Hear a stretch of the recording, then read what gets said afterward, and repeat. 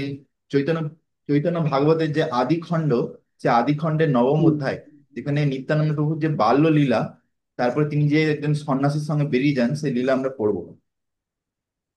তো এই চ্যাপ্টারে এখানে ডিটেলস অনেক কিছু আছে, কিন্তু আমি ডাইরেক্ট শ্লোকে চলে যাব।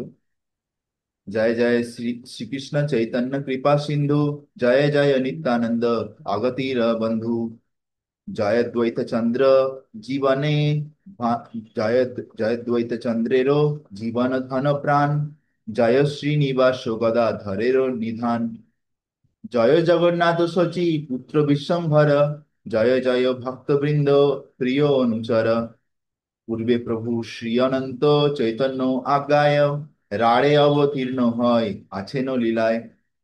On the order of Lord Chaitanya, Sri Anantadev had already appeared in Radhadesh and was engaged in various pastimes.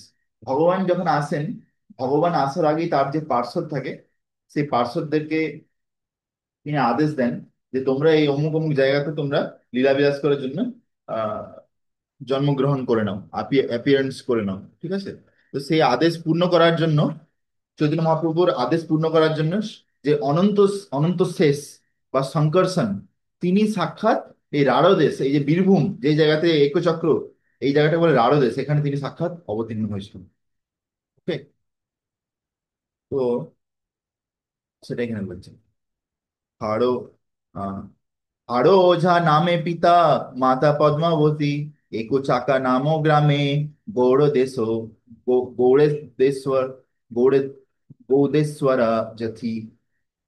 Father, তার বাবার নাম ছিল হরায় ওঝা, মায়ের নাম ছিল পদ্মাবতী। শ্রী নিত্যানন্দ প্রভু একচক্র গ্রামে, হম, গৌড়ীয় বৈষ্ণবদের ভগবান, এখানে অ্যাকচুয়ালি কি লিখেছে না, গৌড়েশ্বর। আমি এই শব্দটা প্রথমবার পড়লাম, সেজন্য আমি এই শব্দটা উচ্চারণ করতে পারছিলাম না। আমি ভাবছি যে গৌড় দেশেশ্বর, না গৌড় দেশেশ্বর না, গৌড়েশ্বর।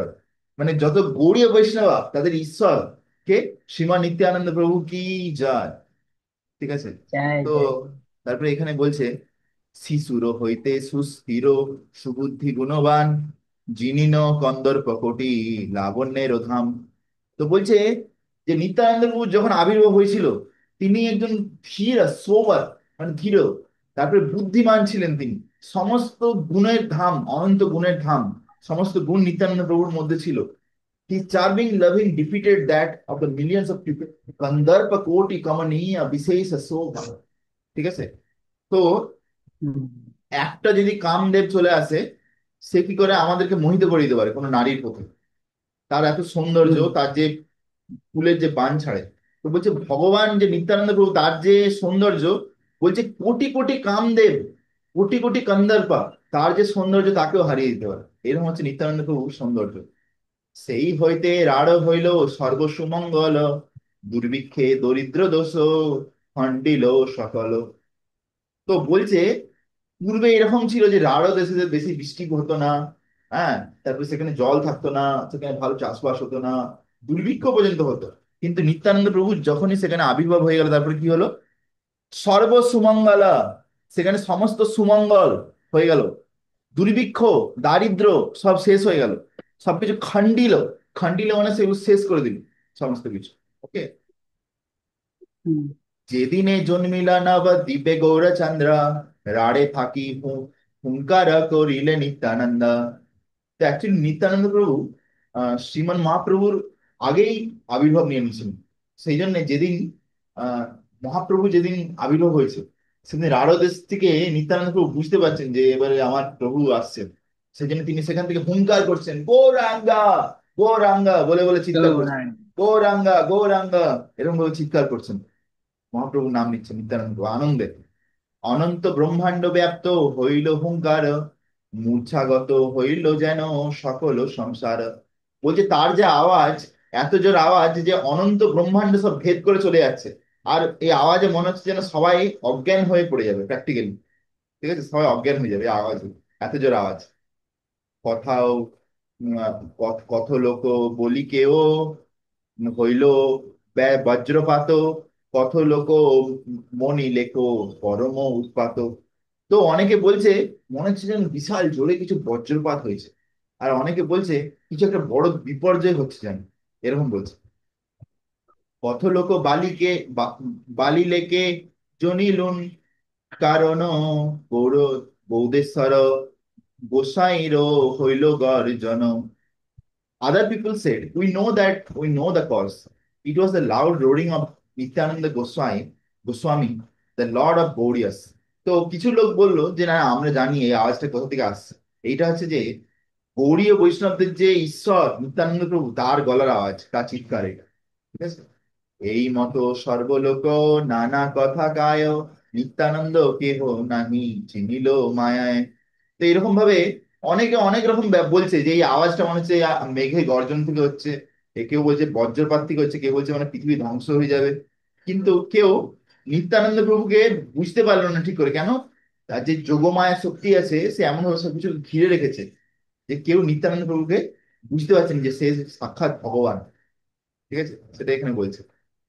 অনেকে অনেক রকম বলছে, মানে মেন্টাল স্পেকুলেশন করছে, তার নিজের মন মন গড়া অনেক কিছু বলছে, কিন্তু কেউ বুঝতে পারছে না। ঠিক আছে। তো এখানে সেটার ব্যাপারে বিস্তার বিবরণ দিয়েছে যে কিভাবে ভগবান যখন লীলা করে তখন ভগবানের যে যোগমায়া শক্তি তখন সেখানে মানে সবসময় প্রেজেন্ট থাকে। তিনি কি করেন, তিনি এসে যে যখন প্রয়োজন হবে যোগমায়া একটা আবরণ তৈরি করে দেয় যাতে বাকি লোকেরা বুঝতে না পারে যে ইনি হচ্ছে ভগবান। কেন ভগবানের ভগবত্তাকে যদি সঙ্গে সঙ্গে বুঝে যায় তখন কি হবে যে ভক্তের যে আদান প্রদানটা না তার সঙ্গে সেটা সেরকম ভাবে হবে না। তখন সে কি করবে, ও ও আপনি ভগবান, আপনি আপনার দাস, ও আমাকে ক্ষমা করে দিলেন যা যা অপরাধ হয়েছে। ঠিক আছে, এরকম ভাবে শুরু হুম। হয়ে যাবে। কিন্তু কিন্তু যে যতক্ষণ পর্যন্ত সে মানে টানতে না ভগবান পারবে। বুঝতে পারছে তখন পর্যন্ত একটা ভালো একটা প্রেমের আদান প্রদান হবে। কিন্তু যেমন বৈকুণ্ঠতে যেমন নারায়ণকে সবাই কিভাবে করে, অ অ্যান্ড রেভারেন্স, মানে মানে সেখানে প্রেম প্রেম জিনিসটা হয় না, প্রেম জিনিসটা হচ্ছে গোলক বৃন্দাবনে হয়। তো সেইটা আস্বাদন করার জন্য সবসময় যোগমায়া চেষ্টা করে যে ভগবানের যখন লীলা হয় সেখানে একটা আচ্ছাদন তৈরি করে দেওয়া যায়। শিশু গঙ্গা সঙ্গে প্রভু যত ক্রীড়া করে, শ্রীকৃষ্ণেরও কার্য আরো নাহি স্ফুরে। The pastime that Lord enjoyed with his childhood friends are related to the activities of Lord Krishna. তো বলছে শিশুগণ সঙ্গে যেমন ভগবান শ্রীকৃষ্ণ ও বলরাম যে ছোটবেলায় অনেক বাচ্চাদের সঙ্গে খেলা করতো, গোপগণদের হুম। গোয়াল বালকদের সঙ্গে, সেরকম ভাবে নিত্যানন্দ প্রভুও ছোটবেলায় সেরকম ভাবে খেলা করতো। আর বলছে নিত্যানন্দ প্রভু ছোটবেলায় যে লীলাগুলো করেছিল সেগুলো এক্স্যাক্টলি কৃষ্ণ ভগবান শ্রীকৃষ্ণ যে লীলা করেছে তার সঙ্গে পুরোপুরি ম্যাচ খেয়ে যায় সে লীলা। ওকে। হুম। দেবসভা দেবসভা করে নৌমি লিয়া শিশুগণে, পৃথিবীর রূপে কেহ করে নিবেদনে। হ্যাঁ। তো আমরা জানতে পারি যে ভগবান শ্রীকৃষ্ণ যখন এই পৃথিবীতে ধরাতলে অবতীর্ণ হয়েছিলেন তার আগে অ্যাকচুয়ালি এই যে পৃথিবী ছিল কংস আদি বিভিন্ন এই যে অসুর তাদের অত্যাচারে একদম পীড়িত হয়ে গেছিল। শুধু পৃথিবী মাতা নয়, বিভিন্ন দেব দেবতারাও পীড়িত ছিল। তারা সবাই কি করে, প্রথমে পৃথিবী মাতা একটা গোমাতার রূপ ধারণ করে ব্রহ্মাজির সঙ্গে। সেই গোমাতা আর বাকি দেব দেবতারা তারা সবাই ক্ষীর সাগরে যায়। ক্ষীর সাগরে গিয়ে ক্ষীরোদস্তায় বিষ্ণু যেখানে শুয়ে আছে সেইখানে গিয়ে তারা নিবেদন হুম। করে এরকম ভাবে। ঠিক আছে। তো সেই সেই নাটক এখানে করছে নিত্যানন্দ প্রভু তার বালকদের সঙ্গে। কি বলছে, দেবসভা করেন ও মিলিয়া শিশুগণ। সব শিশুরা কি হলো, বিভিন্ন দেবতা সেজে গেল। পৃথিবী রূপে কেহ করে নিবেদন, আবার কেউ গায়ের রূপ ধারণ করলেন, করে হামাগুড়ি দিয়ে চার পায়ে চলছে, দেখে সে পৃথিবী রূপ ধারণ করেছে। তবে পৃথিবী লইয়া সবে নারী নদী তীরে যায়। দিয়ে এইখানে একটা নদী আছে, আমরা আজকে সকালে দেখলাম, সেটা হচ্ছে যমুনা নদী। তো সেই নদীর তীরে সব বাচ্চারা মিলে চলে যায়। দিয়ে শিশুগণে মেলি স্তুতি করে ঊর্ধ্ব রায়। তা সবাই মিলে হাত তুলে ভগবানকে স্তুতি করছে। আসলে যখন দেবতারা ক্ষীরসাগরের পাড়ে যায় সেখানে গিয়েও কিন্তু ক্ষীরোদস্তা এই বিষ্ণুকে দেখতে পায় না। ঠিক আছে। ইভেন ব্রহ্মাজিও দেখতে পায় না ক্ষীরোদস্তা এই বিষ্ণু। হ্যাঁ। কিন্তু ব্রহ্মাজি যখন স্তুতি করে ভগবান তার সঙ্গে তার হৃদয়ের মাধ্যমে আদান প্রদান করে বাণী। মানে একটা যেমন আমাদের মোবাইলে ইন্টারনেট কানেকশন আছে না, তেমন ব্রহ্মাজির জন্য একটা স্পেশাল কানেকশন আছে। হ্যাঁ, ভগবানের সঙ্গে কীর্তন বিষ্ণু তার সঙ্গে তিনি যখন স্তুতি করেন প্রার্থনা করেন তপস্যা মেডিটেশন, তার সঙ্গে তার মাধ্যমে ভগবান তার সঙ্গে কথা বলেন। তো সেই ভাবো যে নিত্যানন্দ প্রভু তার পার্শ্বদের এই লীলাগুলো করছেন। কোন শিশু লুকাইয়া ঊর্ধ্ব করি বলে, এবার কোন শিশু লুকিয়ে গেছে ধর গাছের ভিতরে, দিয়ে উপর থেকে বলছে জন্মিবান গিয়া আমি মথুরা গোকুলে। বলছে আমি খুব শীঘ্রই মথুরা গোকুলে গিয়ে জন্মগ্রহণ করব, তোমরা চিন্তা করো না, এরকম ভাবে বলছে। ঠিক আছে।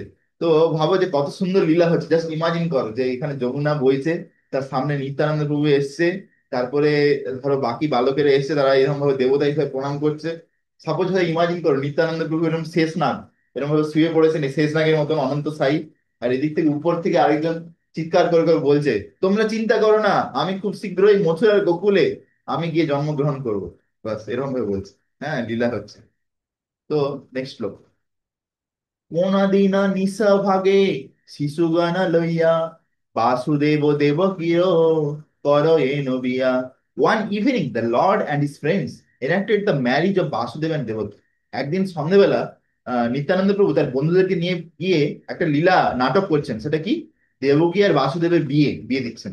কেউ কেউ দেবকী সেজে গেছে, কেউ বাসুদেব সেজে গেছে, তাদের বিয়ে বিয়ে দিচ্ছেন তাদের। বাঁধি ঘর করিয়া অত্যন্ত নিশা ভাগে কৃষ্ণ জন্ম কর এন কেহ নাহি জাগে। Then late one night, while everyone slept, they made a prison and enacted the birth of Lord Krishna. তো একদিন নিত্যানন্দ প্রভুর ইচ্ছা হয়েছে যে আমি রাত্রিবেলা ভগবান শ্রীকৃষ্ণের যে জন্মলীলা সেইটা আমরা করবো, নাটক করবো। তো এখন কি হয়েছে, যখন সবাই ঘুমিয়ে গেছে তখন নিত্যানন্দ প্রভু ঘুম থেকে উঠেছে, উঠে গিয়ে বাকি বন্ধুদেরকে ঘুম থেকে জাগিয়েছে। তারপরে সবাই তাকে বলেছে যে কি কি লীলা করবো। গিয়ে তারা একটা জেলখানা বানিয়েছে, যে সেইখানে দেবকী বাসুদেবকে জেলের ভিতরে রেখেছে। দিয়ে সেখানে শিশু কৃষ্ণের, হ্যাঁ ভগবান শ্রীকৃষ্ণের সেখানে জন্মগ্রহণ হচ্ছে, আবির্ভাব। ঠিক আছে। তাই গৌর প্রেমানন্দে হরি হরি বল। গোকুলে শ্রীজিয়া তাথি অনেন কৃষ্ণের মহামায়া দিলা লইয়া বাঁধিলা কংসের। Then created at a Gokul, and Krishna was taken there and exchanged with Mahamaya. হ্যাঁ, thereby tricking King Kamsa. তারপরে আবার একটা গোকুল বলেও জায়গা তৈরি করে দেওয়া এই ড্রামা করার জন্য নিত্যানন্দ প্রভু। যে সেখানে কি হয়, দিয়ে একজন বালক আবার সে বাসুদেবের রূপ ধারণ, বাসুদেব সেজে যায়, দিয়ে কৃষ্ণকে কৃষ্ণ এরকম করে মাথায় করে নিয়ে তাকে নিয়ে যায়, নিয়ে গিয়ে যমুনা নদী পেরোয়। যমুনা নদী পেরিয়ে গিয়ে কি করে, গিয়ে আবার সেখানে নন্দ মহারাজের ঘরে গিয়ে রেখে দিয়ে চলে আসে। আবার এইটাও নাটক করে যে কিভাবে মহামায়া সমস্ত কিছু পুরো জেলকে, জেলের কয়েদিদেরকে শুয়ে দেয়। মানে কিছু লোক আবার কয়েদি সেজে যায়, তারা আবার এরকম করে শুয়ে পড়ে যায়। ঠিক আছে। তো আর এদিকে কংস, কংস ঘুমাচ্ছে। এইসব লীলাগুলো পুরো মানে পাই টু পাই একদম নিত্যানন্দ প্রভু করতেন এখানে এই 21 অক্টোবর। কোন শিশু সাজয়ে না পুতনার রূপা, কেহ স্তন পান করে উঠি তার বুকে। অ্যানাদার টাইম দে ড্রেস সামওয়ান অ্যাজ পুতনা। আবার অন্য সময় নিত্যানন্দ প্রভু কাউকে পুতনা সাজিয়ে দিত। আবার কেউ তার বুকের উপরে উঠে তার স্তন পান করত। সেই যে কৃষ্ণ যেমন পুতনাকে যেভাবে মেরেছিল, তো সেই লীলা নিত্যানন্দ প্রভু এখানে করতো। কোনদিন শিশু সঙ্গে নল খাড়ি দিয়া সকট গড়িয়া তাহা ফেলন ভাঙ্গিয়া। One day Nityananda and his boyfriends made a sakata or hand cart out of reeds and then broke it. তো এখানে বলছে যে কোনোদিন নিত্যানন্দ প্রভু আর তার ছেলে ছেলে বন্ধুরা তারা কি করেছিল, যে শকটাসুরকে কৃষ্ণ কিভাবে মেরেছিল। শকটাসুর, শকটাসুর মানে একটা বড় গাড়ি ছিল, গরুর গাড়ি। সেই গাড়িটাতে পুরো আহ কলসি, কলসি বোঝাই ছিল। যে সেই কলসির ভিতরে আবার ভূত ছিল একটি, ভূত মানে রাক্ষস ছিল, তার নাম ছিল শকটাসুর। যে কৃষ্ণকে কি করেছিল সেই গাড়ির ভিতরে, মানে গাড়ি দেখবে তোমরা যদি গরুর গাড়ির ব্যাপারে যদি জানো তাহলে বুঝতে শিখবে। যে আমি তোমাকে একটা এরকম উদাহরণ দিয়ে বোঝাচ্ছি, যে গরুর গাড়িকে যদি গরু নাও থাকে তাকে কিন্তু দাঁড় করানো যায়। ঠিক আছে। তাকে কিভাবে দাঁড় করানো যায়, সাপোজ ধরো এইটা গরুর গাড়ি, এইখানে গরুর বাঁধা হবে এইদিকে। ঠিক আছে। গরুর গাড়ি এদিকে চাকা আছে, আবার এই দিকে একটা খুঁটি থাকে। যদি গরুগুলো খুলে দেওয়া হয় তাহলে স্ট্যান্ড করে দাঁড় করানো যাবে। তো এইরকম ভাবে গরুর গাড়ির দাঁড় করানো আছে। উপরে অনেকগুলো কলসি রাখা আছে, মাটির ঘটি। এদিকে ভগবান শ্রীকৃষ্ণ, ছোট কৃষ্ণ, তাকে যশোদা মাতা তলায় রেখে দিয়ে গেছে কিছুক্ষণ কারোর সঙ্গে কথা বলার জন্য। সেই সময়, সেই সময় উপরে শকটাসুর ছিল ওই কলসিগুলোর ভিতরে, ভাবছিল যে ওই খুঁটিটাকে সরিয়ে দিয়ে গাড়িটা নিচে পড়বে, দিয়ে কৃষ্ণ চাপা পড়ে মারা যাবে এরকম। কৃষ্ণ কি করে, সে গাড়িতে একদম ধমাস করে লাত মারে। যে লাত মেরে গাড়িটা একদম গিয়ে কোথায় গিয়ে আছড়ে পড়ে, যে সপটা সুর সেখানেই শেষ, সেখানেই গল্প। তো এই যে লীলাটা, এই লীলাটা নিত্যানন্দ প্রভু তার ছেলে বন্ধুদের সঙ্গে করছিল এই একচক্রতে। নিকটে বসয়ে যাক যত, গোয়ালেরও ঘরে, অলক্ষিতে শিশু সঙ্গে গিয়া চুরি করে। Another day, Lord and his friends stole from the house of neighboring cowherdmen. আবার একদিন তারা ভাবছে যে উম, যে কৃষ্ণ যেরকম অন্য লোকের ঘরে গিয়ে মাখন চুরি করতো, আমরাও আজকে সেই লীলাটা করবো। দিয়ে নিত্যানন্দ প্রভু আর তার বন্ধুরা বিভিন্ন লোকের ঘরে হঠাৎ হঠাৎ করে গিয়ে তাদের ঘর থেকে বিভিন্ন জিনিস চুরি করতে শুরু করবে। তাহলে ভাবো তো যে মানে এখানে লোকেরাও ভাবছে, আরে নিতাইয়ের কি হলো, হঠাৎ করে আমাদের ঘরে এসে চুরি করছে, কি হচ্ছে ব্যাপারটা বুঝতে পারছি না। কিন্তু নিত্যানন্দ প্রভু সে লীলা করেছে, কৃষ্ণের লীলা, তো সেই জন্য তিনি কি করছেন, বিভিন্ন লোকের ঘরে গিয়ে চুরি করছেন। তারও ছাড়ি শিশুগণ নাহি যায় ঘরে, রাত্রি দিন নিত্যানন্দ সংহতি বিহারে। বলছে নিত্যানন্দ প্রভুর যে বন্ধুরা ছিল এখানে, তারা নিত্যানন্দ প্রভুকে ছেড়ে ঘরে যেত না, তারা দিন রাত নিত্যানন্দ প্রভুর সঙ্গে এখানে খেলা করত। ঠিক আছে, দিন রাত এখানে খেলা করত। যাহারও বালক তারও কিছু নাহি বলে, শ্রব স্নেহ করিয়া রাখেন লইয়া কোলে। The children's parents did not complain. বলছে রাত দিন যে ছেলেগুলো, বাচ্চা ছেলেগুলো নিজেদের ঘর ছেড়ে যে নিত্যানন্দ প্রভুর সঙ্গে পড়ে আছে, তার ঘরের লোকেরা কেউ কিন্তু কমপ্লেন করতো না। Rather they would affectionately embrace Nityananda, বরঞ্চ তারা এসে আবার নিত্যানন্দ প্রভুকে আদর করে জড়িয়ে ধরতো। তাদের ছেলের সঙ্গে যে এত সঙ্গ দিচ্ছে, তার সঙ্গে যে খেলা করছে, এই জন্য নিত্যানন্দ প্রভুকে তারা জড়িয়ে ধরতো। আসলে একটা ব্যাপার আছে, সেই ব্যাপারটা হচ্ছে যে ভগবান হতে পারে তার যোগমায়ার দ্বারা তার যে ভগবত্তা তাকে লুকিয়ে রেখে দেয়, কিন্তু যেহেতু ভগবান কোনো সাধারণ মানুষ নয়, মানব নয়, সেজন্য ভগবানের যে বৈভব, সেই বৈভব ঠিক প্রকাশ হয়েই যায়। যতই লুকানোর চেষ্টা করুক, কিন্তু তবু কোথাও না কোথাও প্রকাশ হয়ে যায়। সেই জন্য এখানে বলছে যে মানে হয়তো তারা পুরোপুরি বুঝছে না যে ইনি ভগবান, কিন্তু বুঝতে পারছেন ইনি কোনো একজন মহাপুরুষ, এরকম ভাবে। তো সেই জন্য তারা এরকম সৌভাগ্যবান মনে করছে তাদের ছেলেরা নিত্যানন্দ প্রভুর সঙ্গে খেলা করছে। সবে বলে নাহি দেখি হেন দিব্য খেলা, কেমনে জানিলা শিশু এ তো কৃষ্ণ লীলা। তারা বলছে যে আমরা কোনোদিন, বাচ্চারা তো অনেক খেলা করে কিন্তু এরকম এত দিব্য খেলা কোনোদিন দেখিনি। আমি বুঝতে পারছি না যে এই বাচ্চাটা এত কৃষ্ণের দিব্য খেলা কি করে জেনে গেল এত কম বয়সে। ঠিক আছে। তো আমার মনে আছে আমি যখন ছোট ছিলাম, 5 বছর বয়স পর্যন্ত, তখন আমি আহ, খেলাধুলা করতাম একটা বড় গ্রামেতে। আম গাছ ছিল, সে আম গাছের সাইডে একটা বড় মাঠ ছিল, মাটি কাঁচা মাঠ। তাতে 3-4টে বড় বড় আম গাছ, আর মাঝখানে একটা বড় আম গাছ আছে। তার তো সেইখানটাতে আমরা একদম ধুলোই গড়াগড়ি, দৌড়াদৌড়ি, ধরাধরি, লুকাচুরি এইসব খেলা করতাম, আমার মনে আছে। কারণ আমরা সবাই ছোট, আমার বয়স হচ্ছে 4 বছর, আরো কারো বয়স 3 বছর, 3, 3.5 বছর, 5 বছর, এরকম। কিন্তু এই ধরনের খেলা আমরা কোনোদিন কিন্তু করতে পারিনি। কিন্তু ভগবান যেহেতু তিনি সাক্ষাৎ ভগবান, সেই জন্য তিনি কিন্তু এই সমস্ত কৃষ্ণ লীলা ছোটবেলা থেকে জানেন। কোনদিনও পাত্রেরও গড়িয়া নাগগণ, জলে যায় লইয়া সকল শিশুগণ। One day the lord made snakes out of leaves, then took his friends to the water. হ্যাঁ, তো একদিন আবার আহ গাছের পাতা দিয়ে তিনি কি করলেন, সাপ তৈরি করলেন নিত্যানন্দ প্রভু, সাপ দিয়ে বন্ধুদেরকে নিয়ে সেই সাপকে নিয়ে জলে গেলেন। ঠিক আছে, কেন জলে গিয়ে কি লীলা করবে, কালিয়া, কালিয়া দমন লীলা কালিয়া করবে। গান, কালিয়া গান। সেটা এখানে বলছে, in this verse the word নাগগণ, মানে অনেকগুলো নাগ, অনেকগুলো নাগগণ refers to the replicas of Kaliya. Kaliya একটা নাগ ছিল যার মাথায় অনেকগুলো মাথা ছিল, সেই জন্য নাগগণ বলছে, বাট এখানে একটাই নাগ, Kaliya. The other serpents, word জলে refers to the water, lake within the Yamuna. তো অলরেডি যমুনা তো আছেই, ওই যমুনাতে গিয়ে এখানে পাবো সাক্ষাৎ নিত্যানন্দ প্রভু কালিয়া দমন লীলাও করেছেন। তো আমি জাস্ট ইমাজিন করছি, এখন আমি যদি চোখ বন্ধ করে ভাবছি যে আমি কোথায় এসেছি, এই একটু ধাম, এখানে সামনেই যমুনা নদী প্রবাহ হচ্ছে। সেই যমুনা নদীতে আজ থেকে 550 বছর আগে নিত্যানন্দ প্রভু যখন ছোট ছিলেন, তখন এইভাবে লীলা করছিলেন। মানে can you imagine how much fortunate we are, আপনার কত ভাগ্যবান। ঝাঁপো দিয়া পড়ে কেহ অচেষ্ট হইয়া, চৈতন্য করো এ পাছে আপনি আসিয়া। One of them jumped into the water and remained there inert. Later the Lord brought him back to consciousness. তো যখন কালিয়া দমন লীলা হচ্ছিল তখন কি হচ্ছিল, অ্যাকচুয়ালি ভগবান শ্রীকৃষ্ণ তার যে গোপ বালকরা ছিল, তাদের সঙ্গে তিনি গাই চড়াতে যেতেন, তার আগে বড় গাই না, তখন বাছুরদেরকে চড়াতেন। তো কি হয়েছে, আর যখন তিনি ঘর থেকে বেরিয়ে যেতেন গোয়ায় চড়াতে, তখন সঙ্গে খাবার প্যাক প্যাক করে নিয়ে যেতেন, খাবার প্যাক করে।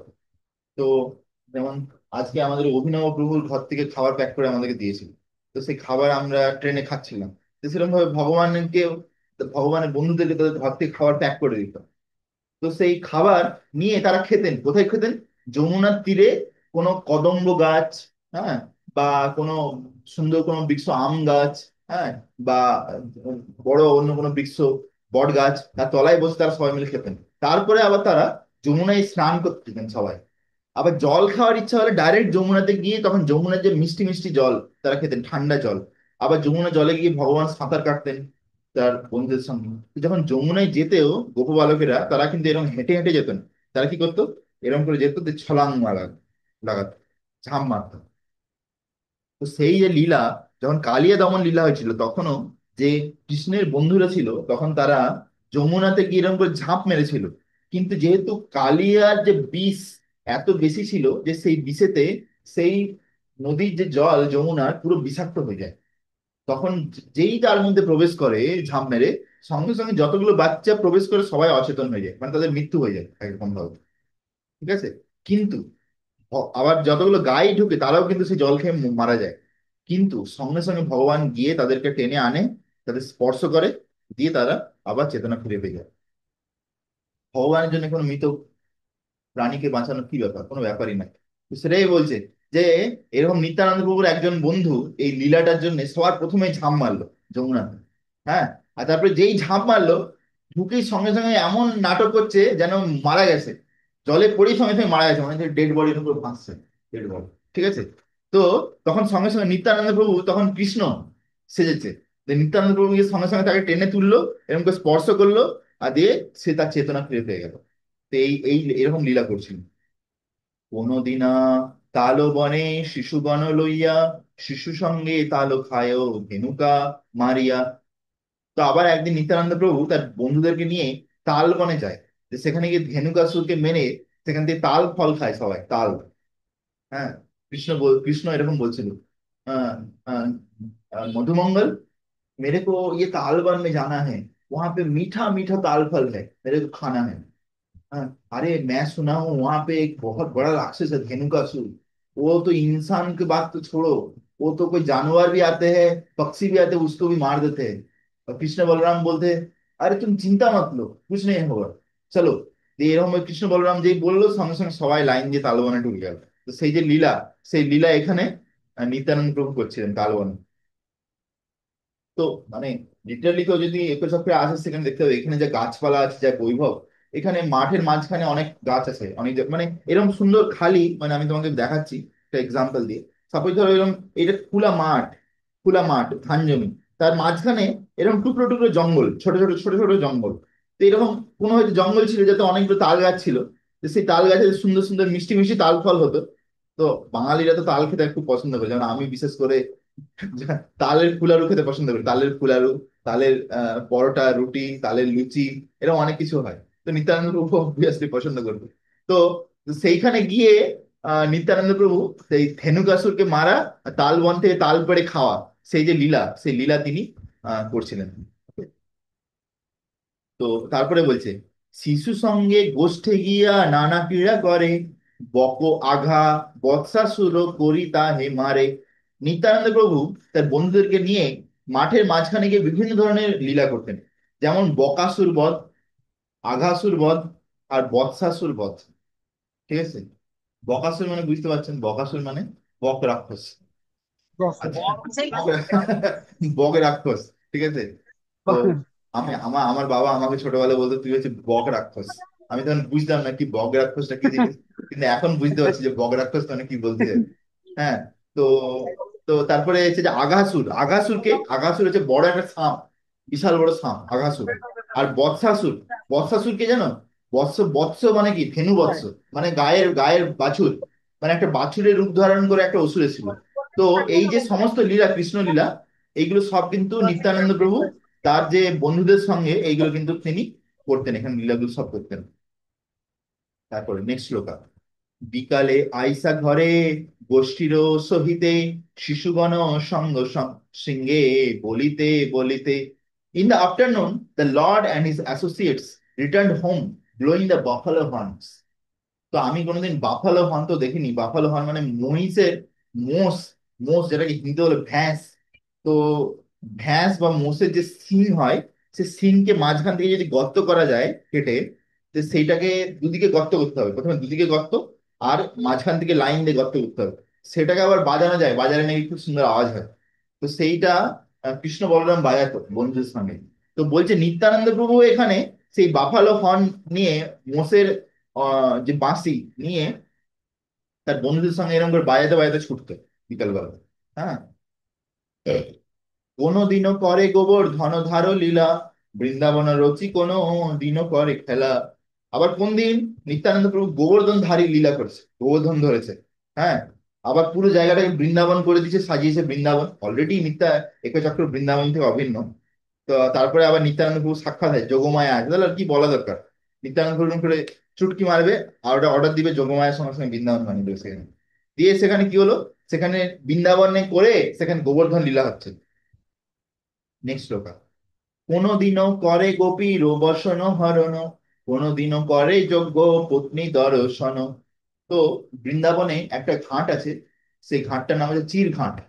সেই চির ঘাটে যে লীলা হয়েছিল, আমি গুরু গৌরাঙ্গের কৃপায়, প্রভুপাদের কৃপায় আমি আগের বছর 2024 সালে চির ঘাটে গিয়েছিলাম। তো সেই চির ঘাটেতে যে লীলা হয়েছিল সেটা হচ্ছে যে অ্যাকচুয়ালি একটা কাত্যায়নী ব্রত হয়, কাত্যায়নী ব্রত। আই থিঙ্ক কাত্তায়নী ওটা ঠান্ডার সময়, শীতকালে হয়। তো কার্তিক মাসের আশেপাশে হয়, তো কার্তিক মাসের জাস্ট পরেই হয়, এন্ডে। তো কার্তিক মাসের শেষেতেই হয়। তো এই কাত্তায়নী ব্রতটা বিভিন্ন কাত্তায়নীকে, কাত্তায়নী মানে দেবী দুর্গা, ঠিক আছে। কোন স্ত্রী, মানে কোন সরি কোন মহিলা বা কোনো মেয়ে, সে যদি ভালো বর পেতে চায়, স্বামী পেতে চায় বিবাহের জন্য, তার জন্য তাকে রিকমেন্ডেড শাস্ত্রে সে যদি কাত্যায়নী ব্রত পালন করে, মানে প্রত্যেকদিন সকালবেলা খালি পেটে গিয়ে নদীতে স্নান করতে হবে এক বস্ত্রে। তারপরে সেই ভিজে কাপড়ে উঠে কাত্যায়নী দেবী বা দুর্গা দেবীর পুজো করতে হবে, তাকে প্রার্থনা করতে হবে যাতে আমি একজন ভালো স্বামী পাই। এইরকম ভাবে যদি 1 মাস এই ব্রত পালন করে, তাহলে সে ভালো স্বামী পাবে। তো এখন গোপীরা, বৃন্দাবনে গোপীরা সবাই কৃষ্ণকে স্বামী হিসেবে চাইছে। তো সমস্ত গোপীরা একসাথে মিলে ওই যমুনা নদীতে গিয়ে কি করতো, স্নান করতো প্রত্যেকদিন ভোরবেলা, ভোর ভোরে। হ্যাঁ। দিয়ে সেখানে কি করতো, তারা সূর্যদেবকে পুজো করতো। তারপরে সেই ভিজে কাপড়ে তারা কি করতো, ইয়েতে কি বলে, কাত্যায়নী দেবীর মন্দিরে, আহ কাত্যায়নী দেবীর মন্দিরে কি করতো, তারা পুজো করতো। তো কিন্তু তারা একটা এক্সট্রা কাপড় তারা কি করতো, গাছের উপর উঠিয়ে রাখতো, গাছের ডালের উপর। একটা কদম্ব গাছ আছে, সেই কদম্ব গাছের ডালের উপরে, উঁচু ডালের উপরে শুকনো কাপড় রাখতো। তো এখন তারা, সব গোপীরা সেই চিরঘাটে গিয়ে সেখানে কি করছে, স্নান করছে। তো একদিন কৃষ্ণ কি করছে, সেখানে চলে এসেছে সকাল সকাল, এসে গেছে গাছের উপর উঠেছে। যে সমস্ত কাপড়গুলো, সেদিন কাপড়গুলো কোথায় রেখেছিল, সরি, কাপড়গুলো ঘাটেতে রাখতো। তো কৃষ্ণ কি করছে, সেই কাপড়গুলো ঘাট থেকে নিয়ে সেই কদম্ব গাছের উপরে নিয়ে বসে গেছে। তো দিয়ে যখন সেই নারীগণ তারা যখন আহ স্নান করে কাত্যায়নী দেবীর পুজো করে, অনেকদিন ধরে প্রার্থনা করছে যে, ও ভগবান কাত্যায়নী দেবী, যেন আমি কৃষ্ণকে আমার স্বামী হিসাবে পেয়ে যাই, প্লিজ আমার ইচ্ছা ফুলফিল করো, আমি কৃষ্ণকে স্বামী হিসাবে থাকি। সবাই একই চাই, একই চাই, ঠিক আছে। তো দিয়ে কৃষ্ণ তো তার ইচ্ছা পূর্ণ করতে চাইছে। তো দিয়ে কৃষ্ণ কি করছে, তাদের কাপড়গুলো নিয়ে কদম্ব গাছের উপর উঠে গেছে। দিয়ে এই কদম্ব গাছের উপর উঠে গেছে, দিয়ে তখন দিয়ে তারপরে গোপীদের অনেক অনুনয় বিনয় করার পরে তারপরে কৃষ্ণ তাদেরকে কি করতে, তার কাপড় ফেরত দেয়। তো আহ চির ঘাটেতে এই লীলাটা হয়েছিল। তো এই লীলাটা নিত্যানন্দ প্রভু এইখানে, আহ এইখানে যে আমাদের যমুনা আছে, এইখানেতে কোনো একটা জায়গাতে একচক্রতে এই লীলা করেছিল, গোপীর বসানো ভাবনা। হ্যাঁ। তো কোনো দিনে করে যজ্ঞ পত্নী দর্শন। আবার একদিন এরকম লীলা হয়েছিল যে কৃষ্ণ বলরাম তার বন্ধুদের সঙ্গে বনেতে ছিল, খুব খিদে পেয়েছিল কোনোভাবে। হ্যাঁ। তখন কি হয়, মধুমঙ্গল, সুবল, হ্যাঁ, পুষ্প কৃষ্ণ এদেরকে পাঠায়, বলে তোমরা গিয়ে আশেপাশে যে ব্রাহ্মণেরা আছে ওরা যজ্ঞ করছে, ওদের কাছ থেকে যে যজ্ঞের যে আহুতির যে খাবারগুলো, ওগুলো নিয়ে চেয়ে নিয়ে আসে, বলে যে কৃষ্ণ বলরাম খিদে পেয়েছে। তখন যে যারা যজ্ঞ করছিল, ব্রাহ্মণ, যাজ্ঞিক ব্রাহ্মণ, তারা শুনেও যেন শুনে না। তার মানে তাদের বিশ্বাস নেই যে কৃষ্ণ বলরাম হচ্ছে ভগবান। তারা এদিকে বিষ্ণুর জন্য যজ্ঞ করছে। হ্যাঁ। ইদম নারায়ণায় ইদম নমঃ স্বাহা, ইদম নারায়ণায় ইদম নমঃ। আর এদিকে সাক্ষাৎ নারায়ণ চাইছে, তাকে খাবার দিচ্ছেন। তো তখন কি হয়েছে, তারা ফিরে চলে এসেছে, তারা তো দেখেইনি। তখন কৃষ্ণ বলছে ঠিক আছে, তোমরা এবারে গিয়ে যে ব্রাহ্মণদের পত্নী আছে, ওই ব্রাহ্মণদের পত্নীদেরকে চাও, বলে যে কৃষ্ণ বলরামের খুব খিদে পেয়েছে। তাহলে ওরা ঠিক দিয়ে দেবে, ওদের আমার প্রতি অনেক ভক্তি আছে। যেই ব্রাহ্মণদের পত্নীদেরকে গিয়ে বলে যে আমরা কৃষ্ণ বলরামের বন্ধু, কৃষ্ণ বলরামের পাশে বনে এক বনেতে আছে, আর ওদের খুব খিদে পেয়েছে, আপনার যদি কিছু খাবার দেন তাহলে খুব কৃষ্ণ বলরামের খুশি হবে। তো সঙ্গে সঙ্গে ব্রাহ্মণ পত্নীরা, তারা তাদের স্বামীর সামনে থেকে যা যা রান্না করেছিল সব তুলে দেয়। যজ্ঞে আহুতি হওয়ার আগেই সবকিছু তুলে কি করে, একদম নিয়ে এদেরকে দিয়ে দেয়। আবার শুধু তাই নয়, দেখছি গোপ বালকেরা নিয়ে যেতে পারবে না, লাস্টে তারা তাদের মাথায় করে করে নিয়ে চলে যায়। যখন ব্রাহ্মণরা বারণ করে তবু তাদের কথা শুনে না, ভাবো। তখনকার দিনে যদি ব্রাহ্মণরা বারণ করে তারপরে যদি এরকম ভাবে নিয়ে যায়, তাদেরকে ঘরে ঢুকতে দেবে না, তাকে আর কোনোদিন ঘরে মানবে না যে তুমি আমার স্ত্রী। এরকম ছিল উনি। অথচ ভাবো, তারা কৃষ্ণকে এত ভালোবাসে, কৃষ্ণ এত ভক্তি যে তারা সবকিছু ছেড়ে দিতে রাজি কৃষ্ণের জন্য। যে সব তাদের ঘর বাড়ি সব ছেড়ে দিয়ে মাথায় রান্নার যে খাবার সব সুস্বাদু নিয়ে কৃষ্ণের জন্য চলে যায়। এই যে লীলা, এই যে যজ্ঞ পত্নীদের লীলা, এই লীলাও সেটাও এখানে আহ নিত্যানন্দ প্রভু করেছে, যে কৃষ্ণ তাদেরকে দর্শন দেয়। হ্যাঁ, কোন শিশু নারদ কাছয়ে দধি দিয়া বংশস্থানে মন্ত্র কহে নিভৃতে বসিয়া। On one occasion on one occasion a boy dressed. হ্যাঁ, একদিন একটা সময় হয়েছিল যখন বালকেরা, একটা বালক নারদ মুনির ভাবে সেজেছে উইথ এ বিয়ার্ড, তার আবার কেউ গোঁফ দাড়ি লাগিয়ে দিয়েছে। গেভ কংসা সাম কনফিডেন্সিয়াল ইনফরমেশন। তখন কংসকে খুব গোপনীয় একটা খবর দিল। কোনদিনও কোন শিশু অক্রূরেরও বেশে লইয়া যায় রাম ও কৃষ্ণ কংসেরও নির্দেশে। আবার একদিন একজন শিশু অক্রূর সেজেছে। হ্যাঁ, দিয়ে কি করেছে, দিয়ে রাম ও কৃষ্ণ মানে বলরাম আর কৃষ্ণ দুজনকে ধরে নিয়ে যাচ্ছে কংসের নির্দেশে, কংসের কাছে মানে মথুরাতে।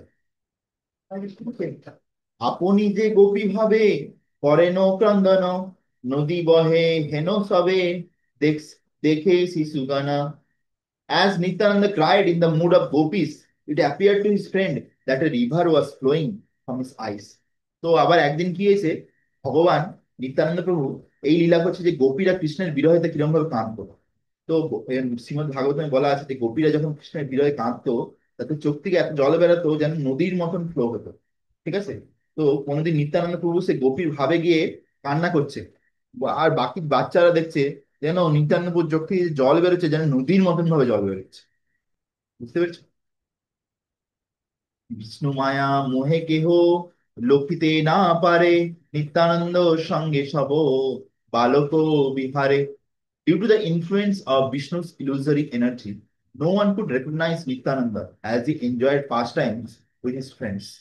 হ্যাঁ, তো বলছে যেহেতু বিষ্ণু মায়া মোহে, হ্যাঁ, যেহেতু বিষ্ণু মায়া মোহে, যেহেতু ভগবানের যে যোগমায়া শক্তি আছে, যেহেতু সবাইকে মোহিত করে দিচ্ছে, সেই জন্য কেউ বুঝতে পারছে না যে নিত্যানন্দ প্রভু এই যে লীলাগুলো কিভাবে করছে, তিনি সাক্ষাৎ ভগবান লীলাগুলোকে এখানে 21 অক্ষরের ধামে করছেন।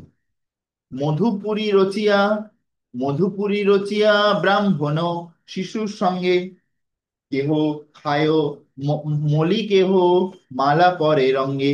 The children arranged a city of Mathura, then wandered through its streets. Someone played the role of a gardener, and someone accepted a flower garland from him.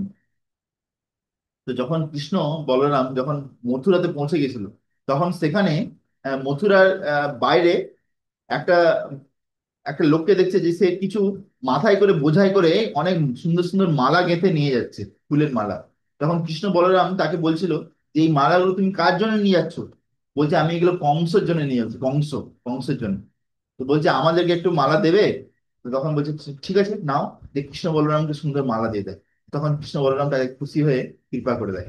সেই যে লীলা নিত্যানন্দ প্রভু এখানে করছেন। তো কেউ একজন হয়েছে মালি হয়ে গেছে, সে কি করছে ফুল তুলে নিয়ে আসছে। আবার কেউ সেই মালা গেঁথেছে, দিয়ে কি করেছে, কেউ আবার নিত্যানন্দ প্রভুকে সেই মালা পরিয়ে দিচ্ছে। সেই যে লোকটা যে কৃষ্ণ বলরামকে মালা পরিয়েছিল, সেই যে লীলা সেটা এখানে প্রকাশ করছে।